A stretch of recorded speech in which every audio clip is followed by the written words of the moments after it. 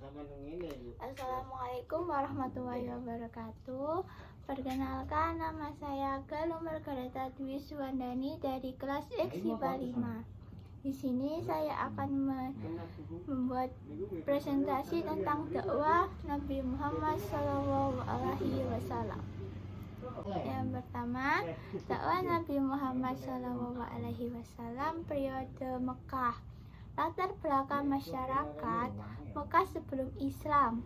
Keadaan Mekah kering tandus. Sebagai besar masyarakatnya menyembah berhala, juga gemar berjudi, minum minuman keras, berzina, berlomba-lomba mengumpulkan harta dan kedudukan. Yang kedua, kelahiran Nabi Muhammad SAW. Nabi Muhammad lahir di Mekah 12 Rabiul Awal tahun Gajah. Ibunya bernama Aminah dan ayahnya bernama Abdullah. 4 tahun diasuh Halimatus Syadiah. Usia 6 tahun ibunya meninggal. Kemudian diasuh dengan kakeknya Abdul Muthalib. Kakeknya meninggal Nabi usia 8 tahun. Kemudian diasuh pamannya Abu Thalib. Kerasulan Nabi Muhammad SAW. Usia 40 tahun, 17 Ramadan di Gua Hira. Nabi menerima wahyu 1 surat Al-Alaq ayat 1 sampai ayat 5.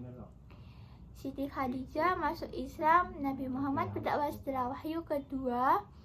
Quran surat Al-Mujassir ayat 1 sampai 7. Selanjutnya, orang yang pertama kali masuk Islam yaitu As-Sabiqunal Awwalun. Yang pertama, golongan dewasa yaitu Siti Khadijah. Yang kedua, golongan sahabat Nabi Muhammad SAW yaitu Abu Bakar As-Siddiq. Yang ketiga, golongan remaja yaitu Ali bin Abi Thalib. Yang keempat, golongan budak belian yaitu Bilal bin Rabah. Yang kelima, golongan anak-anak yaitu Zaid bin Harithah. Nabi berdakwah secara bersembunyi-sembunyi dan Nabi berdakwah secara terang-terangan setelah Quran surat Al-Hajj ayat 94 turun.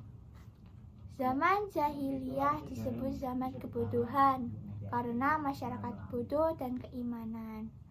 Penyembah matahari disebut agama Pagon. Penyembah api disebut agama Majusi.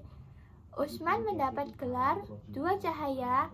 Gelar As-Siddiq didapatkan membenarkan ajaran Nabi Muhammad dalam berdakwah. Umar mendapatkan gelar Singa Padang Pasir. Ali mendapatkan gelar Babul Ilmi atau pintu ilmu. Dakwah Nabi Muhammad di Madinah. Dakwah keluar Makkah 1. Hijrah 1 ke Habsyi pada tahun kelima setelah kenabian. Ini dilakukan selain untuk menghindari kejahaman kafir Quraisy juga untuk dakwah Islam. Yang kedua, misi ke Taif pada tahun ke-10 setelah kenabian yaitu Nabi saat Nabi SAW ditinggal mati Khadijah dan Abu Thalib. Hijrah kedua, Yastrib atau Madinah pada tahun 622 Masehi. Madinah sebelum kedatangan Islam. Penduduk terdiri dari 2 golongan besar dan yang sering bertikai dan berperang yaitu golongan bangsa Yahudi dan terdiri dari 1. Bani Qainuqah, Bani Quraizah, Bani Nasir, dan golongan bangsa Arab terdiri dari suku Haus, suku Khazraj. Usai pertama Rasulullah SAW di Madinah, mendirikan Masjid Nabawi. Yang kedua, mempersaudarakan kaum muhajirin dan Anshar. Cara ini dilakukan Nabi untuk mengokohkan persatuan umat Islam di Madinah.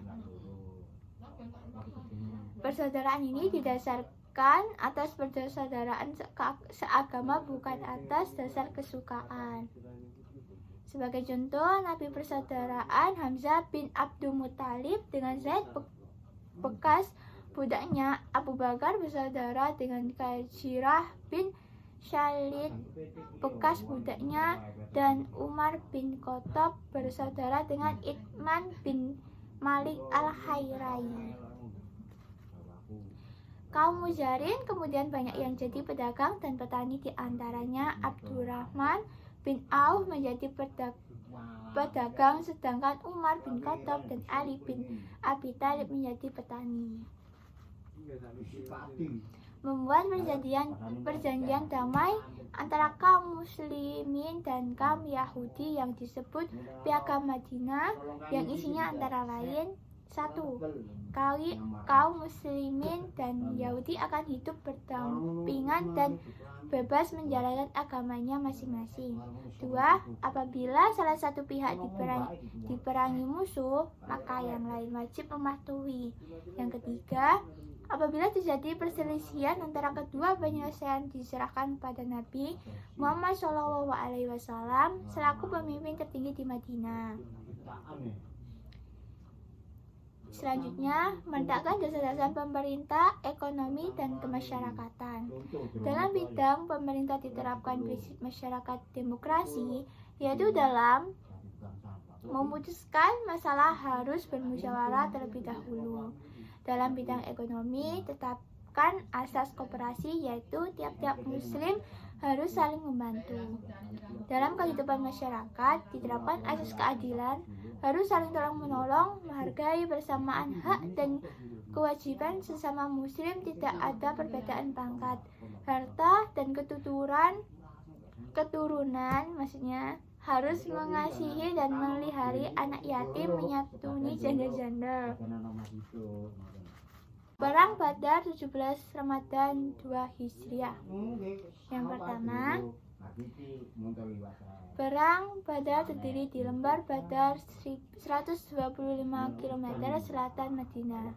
Yang kedua, Perang Badar merupakan puncak pertikaian antara kaum muslim Madinah dan musyrikin Quraisy. Perperangan ini disebabkan oleh tindakan pengusiran dari penerapan harta kaum muslim yang dilakukan oleh musyrikin Quraisy. Selanjutnya, kaum Quraisy terus-menerus berupaya menghancurkan kaum muslim agar perniagaan dan sesembahan mereka terjamin. Perang Uhud Sya'ban 3 Hijriah. Perang ini berlangsung pada bulan Sya'ban tahun 3 Hijriah, bertepatan bulan Januari 625 Masehi, di sebuah perbukitan bernama Uhud. Pasukan Islam memimpin Nabi pada awalnya berjumlah 1000 orang, tetapi 300 orang membelot karena hasutan Abdullah bin Ubay, sedangkan pasukan kafir Quraisy berjumlah 300 orang yang dipimpin Abu Sufyan dan istrinya Hindun. Perang Hadak Syawal 5 Masehi. Lokasi perang Hadak di sekitar kota Madinah Utara. Perang dikenal sebagai Perang Ashab atau Perang Gabungan. Perang Ashab melibatkan kabilah Arab dan Yahudi agar yang tidak mereka bekerja sama melawan Nabi Muhammad SAW.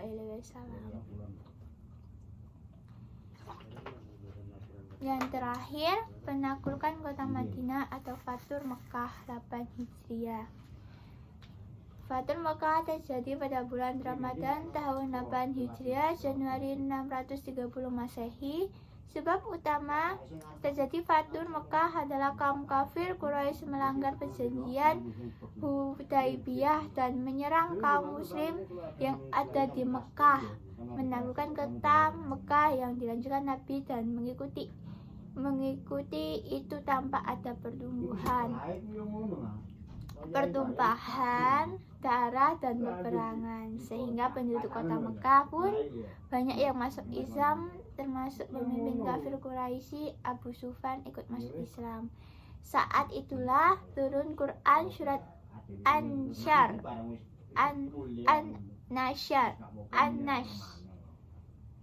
ayat 1-5. Ketika terjadi Fathu Mekkah ini, Nabi berpidato di hadapan masyarakat, isinya, barang siapa yang menutup pintu rumahnya rapat-rapat, maka ialah aman. Yang kedua, barang siapa yang masuk ke Masjidil Haram, maka ia aman. Yang ketiga, barang siapa yang masuk di rumah Abu Sufyan, maka ia aman. Sekian dari presentasi saya. Wassalamualaikum warahmatullahi wabarakatuh.